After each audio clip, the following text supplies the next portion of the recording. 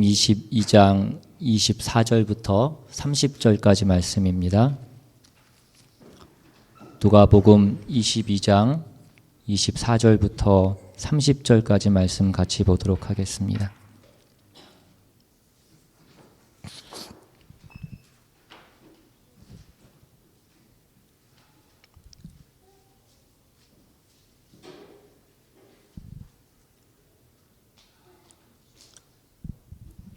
우리 다 찾으셨으면 한 절씩 교독해서 읽겠습니다. 제가 먼저 읽습니다. 또 그들 사이에 그중 누가 크냐 하는 다툼이 난지라.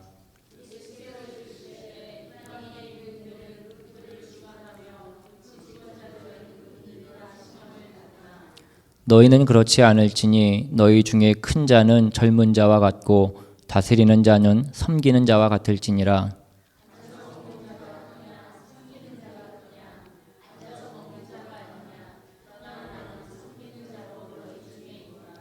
너희는 나의 모든 시험 중에 항상 나와 함께한 자들인즉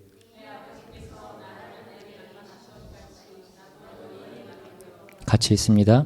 너희로 내 나라에 있어 내 상에서 먹고 마시며 또는 보좌에 앉아 이스라엘 12지파를 다스리게 하려 하노라. 아멘. 기도하겠습니다. 하나님, 이 시간 온전히 주님의 말씀을 듣기를 원합니다. 성령께서 이 시간 역사하여 주셔서 주님의 말씀이 온전히 선포되게 주님 도와주시옵시고, 그 말씀이 우리의 삶을 바꾸고 우리의 영을 회복시키고 또 우리의 삶을 다시 한번 주님 앞으로 가까이 나아가게 하는 그 귀한 일들이 있을 수 있도록 주님 이 시간 역사하여 주시옵소서. 악한 것 틈타지 않게 주님 도와주시옵시고 예배 주정을 온전히 주께 부탁드리오며 모든 말씀 우리 주 예수 그리스도의 이름으로 기도드리옵나이다. 아멘. 며칠 전 기사에서 3만 원의 밥도둑의 삶을 바꾼 형사라는 그런 제목의 기사를 봤습니다. 지난해 12월 달에 절도죄로 그렇게 교도소에 들어가서 복역을 하고 나온 김경희 씨라는 사람이 교도소에서 나오고 난 다음에도 또다시 배고픔을 참지 못하고 밤마다 경로당에 들어가서 그 밥과 김치를 훔쳐 먹고, 그나마 그것이 조금 미안했던지 설거지를 다 해놓고 또 경로당 청소도 해놓고 그렇게 왔다 갔다 하다가 결국은 신고에 의해서 경찰에 붙잡혀서 넘겨진 사건이 있었습니다. 그런데 그 사건을 담당했던 그 박용도라는 경위가 그의 처지를 딱하게 생각해서 이대로 다시 나가면 또 나가서 그런 도둑질을 할 것 같다라는 생각이 들었기 때문에 밥값을 하라고 하면서 돈 3만 원을 쥐어주고 또 가까운 그 복지공단에 연락을 해서 그 첨가물 가게에서 일할 수 있도록 그렇게 일자리까지 소개를 해 주었습니다. 그런데 그 단돈 3만 원이 그 김 씨의 인생을 완전히 바꾸어 놓았습니다. 한 달여가 지난달 12일에 그 김 씨는 자기가 땀 흘려서 번 돈 3만 원을 가지고 다시 박경희를 찾아갔습니다. 그리고 그 돈을 갚으면서 자신에게 그때 받았던 그 3만 원은 3천만 원의 그 가치와 무게로서 자기에게 다가왔었다. 그리고 그 돈이 자신의 인생을 바꿔놨다라고 그렇게 얘기했습니다. 요즘에 경기 불황이 짙어지면서 그 생계형 범죄를 저지르는 현대판 장발장이 늘어나고 있다고 합니다. 마트에서 크림빵을 훔치다가 붙잡힌 할머니도 있고, 만두와 떡 2개를 훔치다가 붙잡힌 30대의 남성도 있었습니다. 이틀 동안 배고픔을 견디지 못해서 은행 화장실에서 수돗물을 먹으면서 배고픔을 참다가 결국은 차라리 구치소에 가는 게 더 낫다라고 생각을 해서 마트에서 막걸리를 훔치다가 붙잡힌 사건도 있었습니다.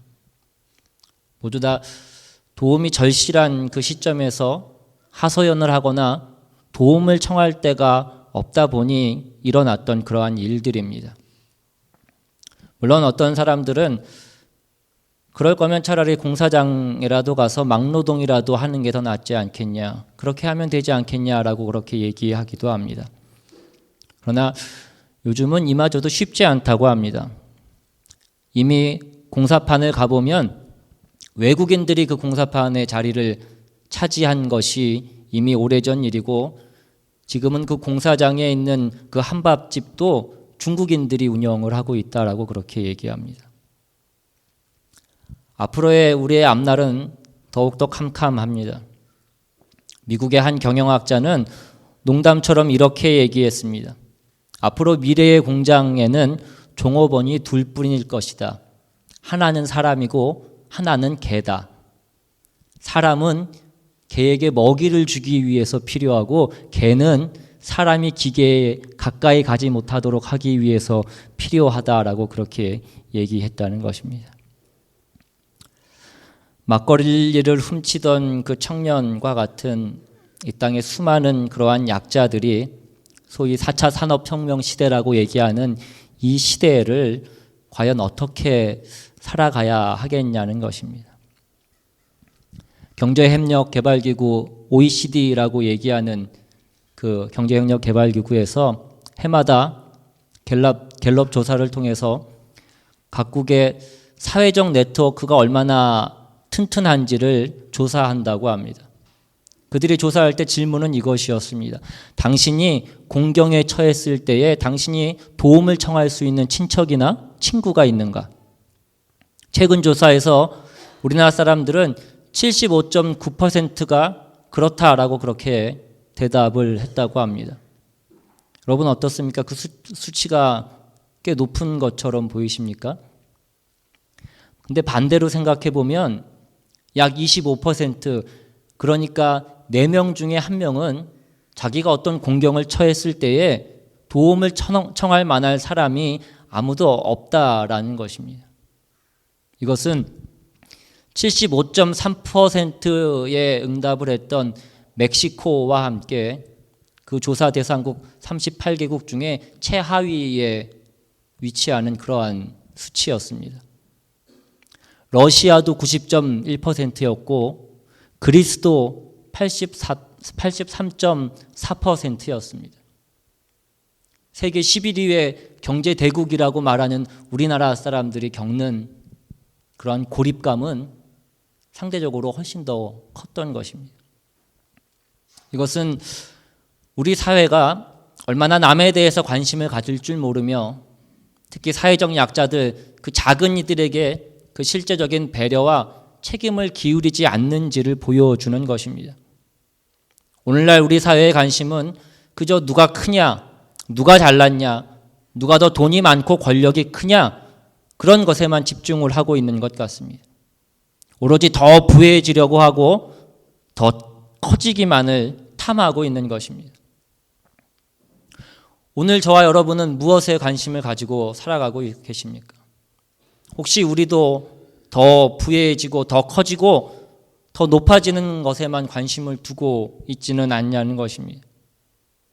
이것은 비단 개인에게만 국한되는 것이 아니라 교회에게도 해당되는 일입니다. 오늘날 많은 교회들도 더 커지려고 하고 더 부해지려고 하고 더 높아지려고 하고 있습니다.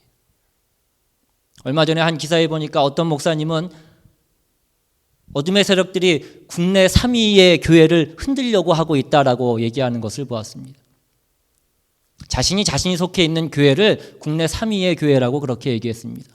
과연 무슨 기준과 어떤 근거로 그 교회가 국내 3위의 교회라고 얘기했는지 우리는 참 안타까운 마음이 들기도 합니다. 오늘 본문에 보시면 제자들이 누가 크냐를 놓고 다툼을 벌이고 있습니다. 지난주 본문에서 예수님께서는 제자들과 함께 그 최후의 만찬을 하시면서 자신의 피와 살을 기념하라는 성찬에 대해서 말씀하셨습니다. 그리고 자신을 팔아넘길, 자신을 배신할 사람에 대해서도 말씀하셨습니다.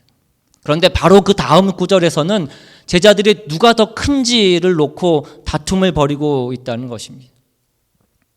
제자들은 예수님이 받으실 그 고난에 대한 걱정보다 누가 그 예수님을 배신할 것인가, 그 배신에 대한 걱정보다 자기 자리에 대한 걱정이 더 컸다는 것입니다.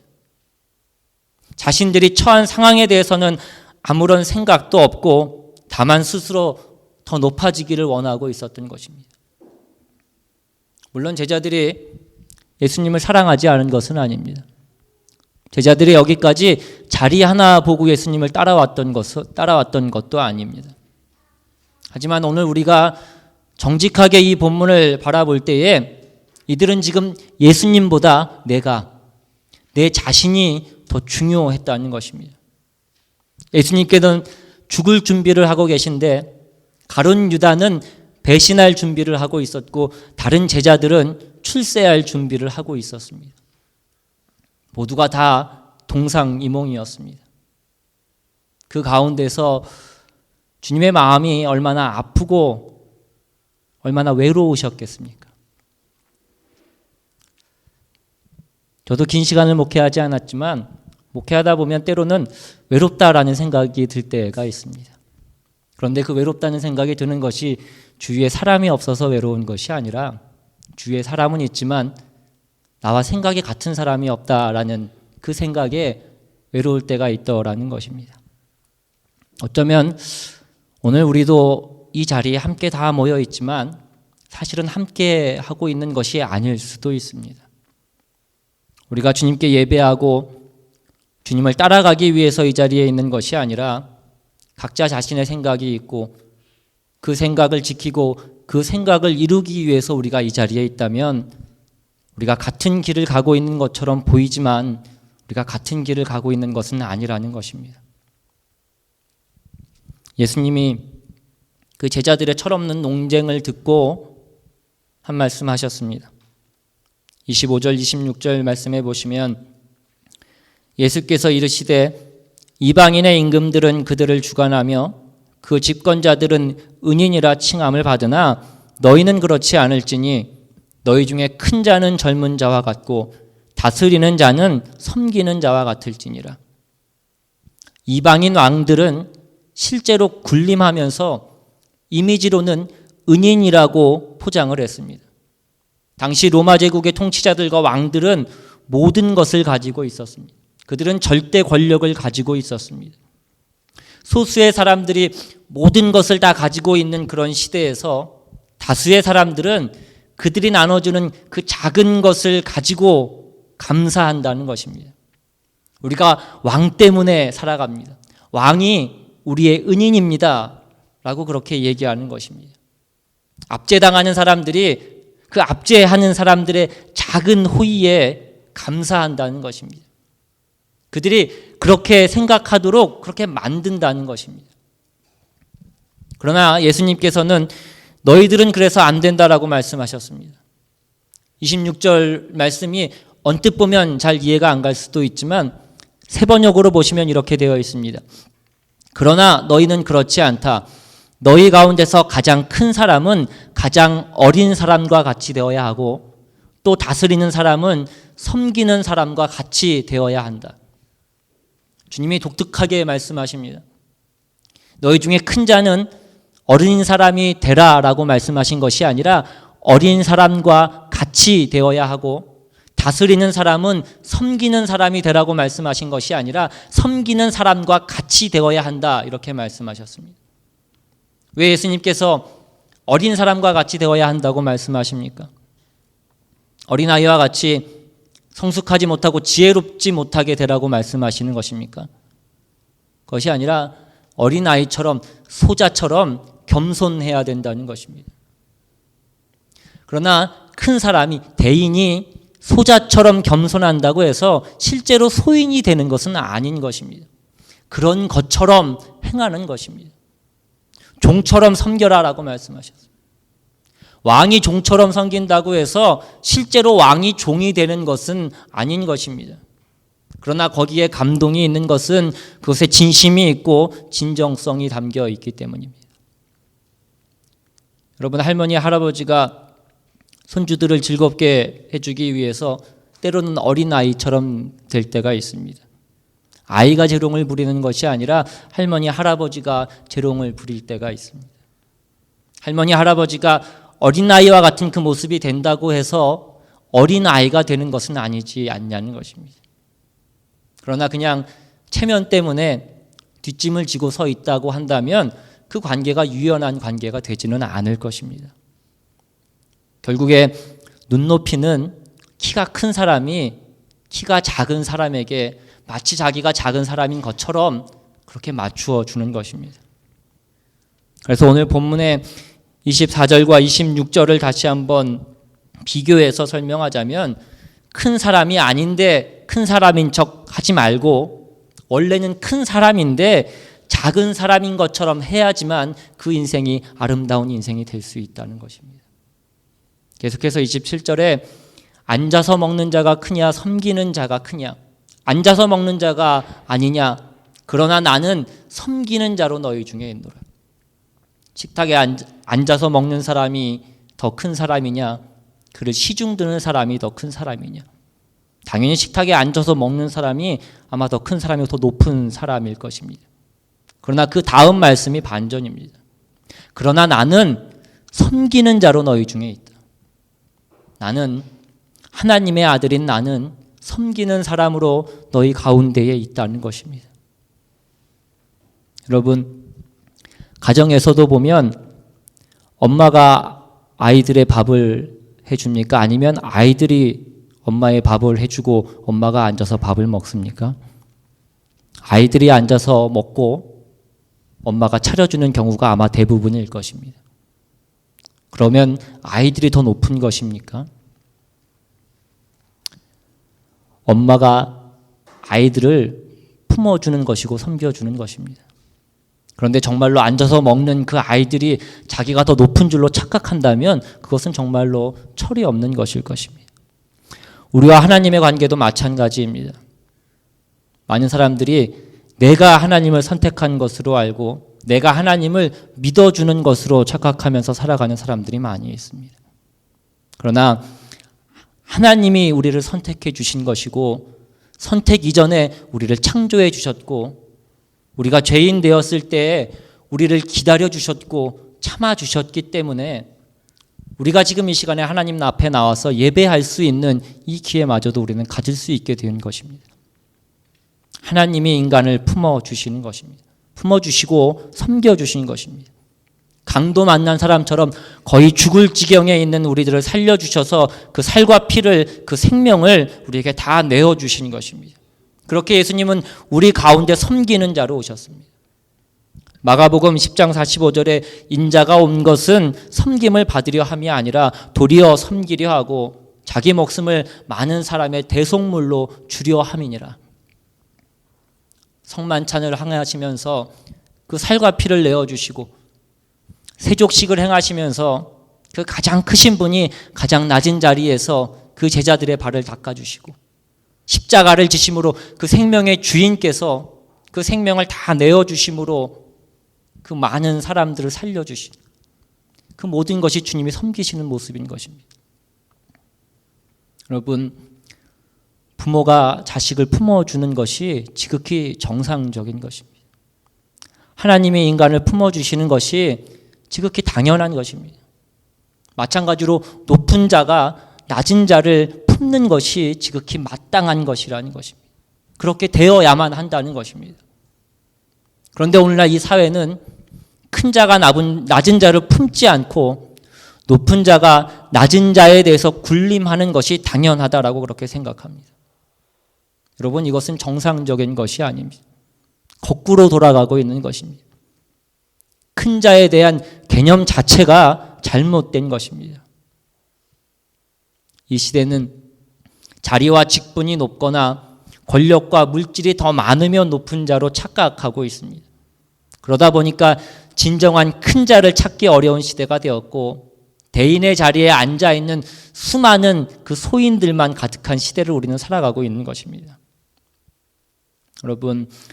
여러분은 진정으로 큰 자이기 때문에 작은 자처럼 될 수 있냐는 것입니다. 크기 때문에 어린아이의 눈높이를 맞춰주기 위해서 그 무릎을 꿇을 수 있냐는 것입니다. 아니면 원래 작은 자인데 큰 자인 것처럼 그렇게 부풀려 가면서 인생을 살아가고 있냐는 것입니다. 과연 우리는 어느 쪽에 속해서 살아가고 있냐는 것입니다.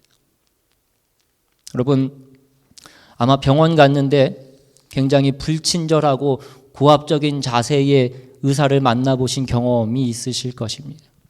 어떤 교회는 담임 목사 얼굴 한번 보려면 몇 단계를 거쳐야 되는지 모르는 그런 교회들도 있습니다. 여러분, 교회에서 목사가 군림하는 사람입니까? 섬기는 사람입니까? 병원에서 의사가 섬기는 사람이냐, 군림하는 사람이냐는 것입니다.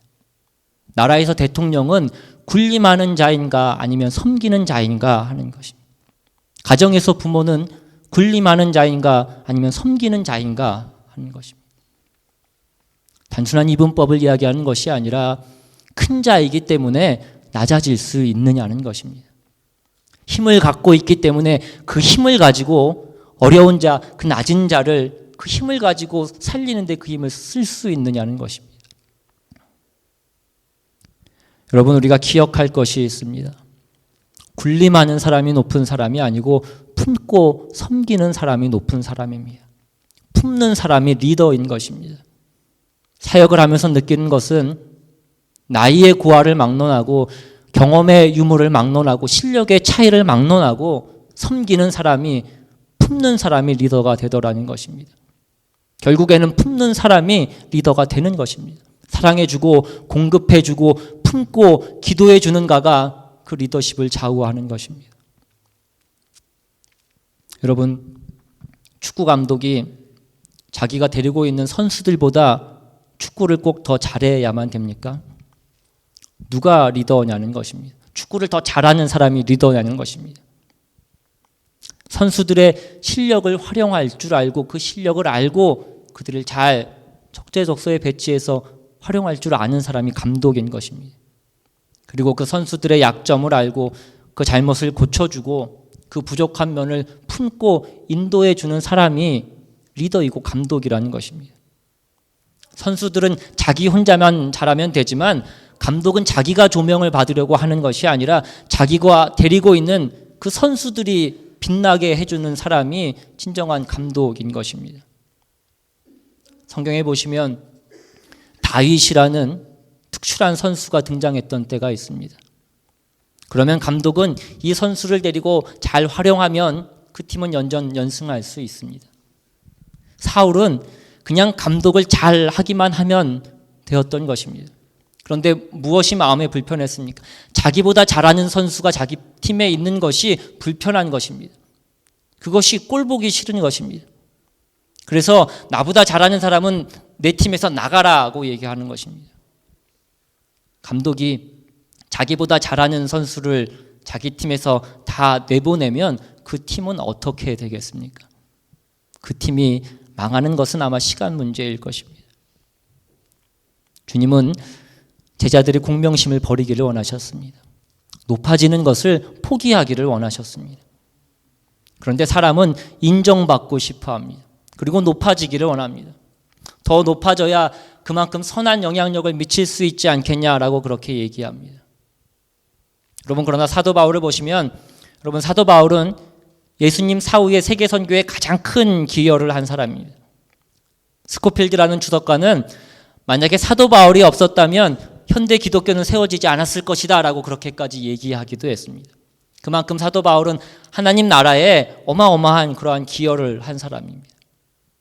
그러나 그는 당시에 12사도의 반열에도 들지 못했던 사람이었고, 외곽에서 이방인 선교를 하면서 고생이란 고생은 다 하고 고난받고 비난받고 오해를 받았던 사람이었습니다.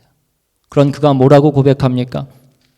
고린도 후서 6장 9절 10절 말씀해 보시면, 무명한 자 같으나 유명한 자요, 죽은 자 같으나 보라 우리가 살아있고, 징계를 받는 자 같으나 죽임을 당하지 아니하고, 근심하는 자 같으나 항상 기뻐하고, 가난한 자 같으나 많은 사람을 부요하게 하고, 아무것도 없는 자 같으나 모든 것을 가진 자로다. 여러분, 사도 바울은 큰 자였습니다. 큰 자인데 작은 자처럼, 높은 자인데 섬기는 자처럼 그렇게 산 것입니다. 무명한 자 같으나 유명한 자라고 그렇게 말씀합니다. 왜 그렇습니까? 하늘에 하나님께서 주목하시고 하늘의 그 천사들이 주목하고 그 사단과 그 원수 마귀의 졸개들까지도 우리를 주목하고 있기 때문인 것입니다. 그냥 이 세상 사람들이 주목하고 있느냐 마느냐 그런 문제가 아니라 하늘의 하나님이 나를 주목하고 있다라는 것입니다. 여러분, 예수님은 가난하셨지만 많은 사람을 부유하게 하셨습니다. 예수님께서는 생명의 위협 가운데 계셨지만 많은 사람들에게 생명을 주셨던 분이십니다. 우리가 처해 있는 그 상황이 문제가 아니라는 것입니다. 우리의 내면이 문제고 우리의 마음이 문제인 것입니다.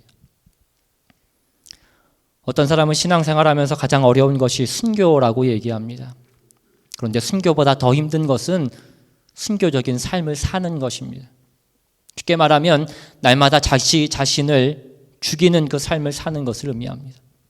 순교는 한 번 죽는 것으로 족하지만 날마다 자신을 쪄서 십자가에 못 박는 일은 결코 쉬운 일이 아니라는 것입니다. 내가 죽었다고 생각했는데 어느덧 내 안에 있던 그 생각과 아집과 그 혈기가 다시 올라오는 모습을 우리는 볼 때가 너무나 많지 않습니까? 여러분, 우리가 자신을 죽이지 않고는 결코 다른 사람을 섬길 수 없습니다. 그리고 내 자신을 죽이는 것에서 한 걸음 더 나아가서 그 사람을 향한 마음속에서 우러나는 그 사랑이 있어야 되는 것입니다. 이 일을 위해서 우리에게 먼저 필요한 것은 주님으로부터 받은 그 사랑과 그 은혜입니다. 그것이 없이 우리가 우리 힘으로 그것을 하려고 하면 우리는 오래가지 못할 뿐만 아니라 우리 삶에 기쁨과 만족이 없는 것입니다. 주님께서 우리에게 주신 그 살과 피를 마시며 감격해하는 그 은혜와 그 사랑이 우리 속에서 솟아나고 그것이 기억되어야 우리는 비로소 다른 사람을 섬길 수 있는 그 자리에 설 수 있게 되는 것입니다. 오늘 예수님께서는 나는 섬기는 자로 너희 중에 있다고 말씀하셨습니다. 그것은 또한 너희도 섬기는 자가 되어야 된다라고 말씀하고 계신 것입니다. 여러분, 교회도 마찬가지입니다. 여러분, 어떤 교회는 특정한 한 사람의 은사나 어떤 카리스마나 역할이 부각된 그런 교회가 있습니다. 그러한 교회가 보통은 성장합니다. 그런데 역사 가운데 어떤 특정한 한 사람의 은사가 부각되어져서 성장한 교회는 역사의 흐름을 대부분 견뎌내지 못합니다. 그 사람이 흔들리면 교회 전체가 흔들리는 것입니다. 그 사람이 무너지면, 그 사람이 사라지면 교회가 무너지게 되는 경우를 우리는 너무도 쉽게 보게 되는 것입니다. 시간이 흐름에 따라서 그 교회의 존재 자체가 사라지는 일이 허다하다는 것입니다. 여러분에게 부탁드리고 싶은 것은 교회에서 여러분들의 역할을 찾으실 수 있기를 바랍니다. 자원하여서 주를 섬기는 일에 동참하실 수 있기를 바랍니다. 설교를 듣거나 우리가 예배를 드리는 것으로 여러분들은 여러분들의 그 영혼 하나를 지킬 수 있을지도 모릅니다. 그러나 신자는 자기 한 사람의 그 영혼을 지키는 그것으로 그 자리로 부름받은 사람이 아니라 우리 각자의 삶을 통하여서 누군가가 유익을 얻는 그 자리로 부름을 받은 사람들인 줄로 믿습니다. 나를 통하여서 누군가가 유익을 받게 하는 그 자리에 서는 것에 우리가 실패할 때에 엄밀히 말하면 우리는 주님의 참된 제자라고 말할 수 없다는 것입니다. 우리는 주님을 사랑함과 동시에 주 안에서 한 가족된 우리의 형제 자매들을 사랑해야 되는 사람들입니다. 여러분, 사랑이 무엇입니까? 사랑이 이것이다 저것이다 많은 말들이 있지만 고린도전서 13장의 말대로 이야기하자면 사랑은 오래 참고입니다. 사랑은 긴 고통이라는 것입니다. 사랑하는 당사자가 쩔쩔매고 전전긍긍하는 것입니다. 여러분 자녀들이 속을 상하게 하고 말썽을 부릴 때 여러분 어떻게 하십니까? 때로는 뾰족한 방법이 없을 때가 있지 않으십니까? 그러면 전전긍긍하고 밤새 기도하면서 그 밤을 세울 때가 있으시지 않습니까? 그것이 부모의 심정이지 않냐는 것입니다. 그 긴 고통이 사랑이라는 것입니다. 여러분, 주님의 몸된 교회를 진심으로 사랑하십니까? 왜 아무도 대답이 없으십니까? 그렇다면 핏값 주고 사신 주님의 몸된 교회를 섬길 수 있기를 주님의 이름으로 부탁드립니다. 여러분들의 역할을 찾아서 스트레스를 받으시고 괴로워하시고 갈등을 느끼시는 그 자리로 나아가실 수 있기를 바랍니다. 보기 싫은 사람도 보시고 보기 싫은 꼴도 때로는 보실 수 있기를 바랍니다. 여러분, 우리는 우리 영혼 하나 지키는 그 일에 급급하며 그렇게 안락하게 예수 믿는 자리로 하나님 우리를 부르지 않으셨습니다. 여러분의 생애와 우리가 몸담고 있는 이 교회를 통하여서 누군가 살아갈 용기를 얻고 진정한 생명이 되시는 그 주님을 만나는 그 일에 우리 모두의 삶이 그렇게 쓰임받을 수 있기를 주님의 이름으로 축원합니다. 오늘 본문의 마지막 부분입니다. 28절 29절 말씀에 너희는 나의 모든 시험 중에 항상 나와 함께한 자들인즉 내 아버지께서 나라를 내게 맡기신 것 같이 나도 너희에게 맡겨. 너희는 내가 시련을 겪는 동안 함께했다. 그러니 나도 너희에게 나라를 위임한다. 여러분, 이것이 무슨 말씀입니까?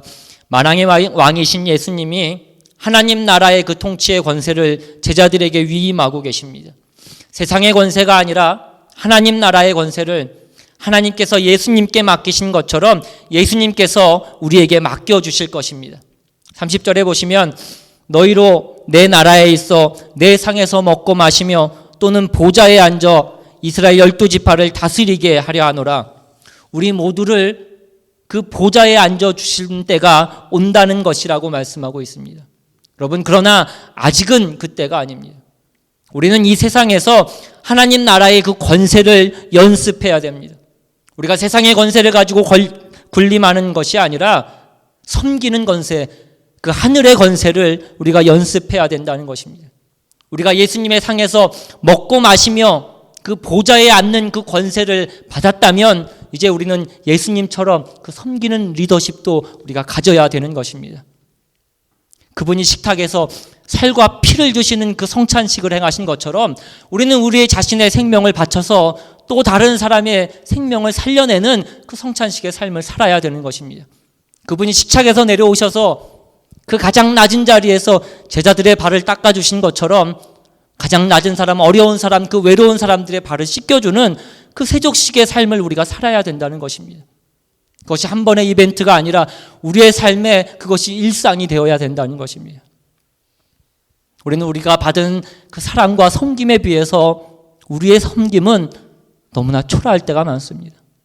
우리 주님은 우리가 그분의 사랑을 알지 못할 때, 우리가 의인이 아닌 죄인 되었을 때에, 주님과 원수 되었을 때에 주님께서 생명을 다 내어주시기까지 우리를 섬겨주셨습니다. 우리는 그 주님의 섬김과 사랑을 받은 존재라는 것입니다. 우리는 하나님으로부터 그 무한한 섬김을 받은 존재일 뿐만 아니라 가까이 있는 우리 부모님으로부터, 그리고 우리의 성도들로부터, 그리고 사랑하는 사람들로부터 섬김과 사랑을 받은 존재들입니다. 이 세상에 어느 누구도 그러한 사랑과 섬김 없이 이 땅에 존재하는 피조물들은 없습니다. 우리가 그런 섬김과 사랑을 받았다면 우리 역시 그 받은 사랑과 섬김을 가지고 다른 사람을 위해서 사용해야 될 것입니다. 우리 역시 누군가를 섬기는 그 삶으로 부름받았다는 것을 우리는 잊지 말아야 될 것입니다.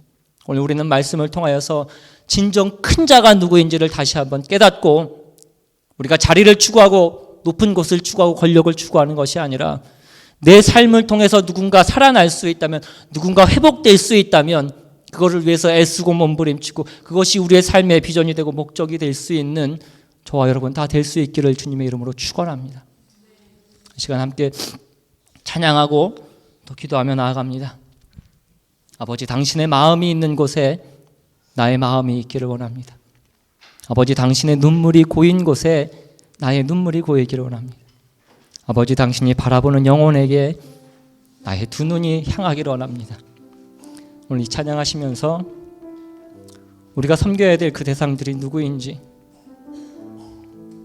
우리가 헌신해야 될 그것이 무엇인지 다시 한번 깨닫고 그것을 위해서 애쓰기로 결심하는 우리의 삶이 될 수 있기를 바랍니다.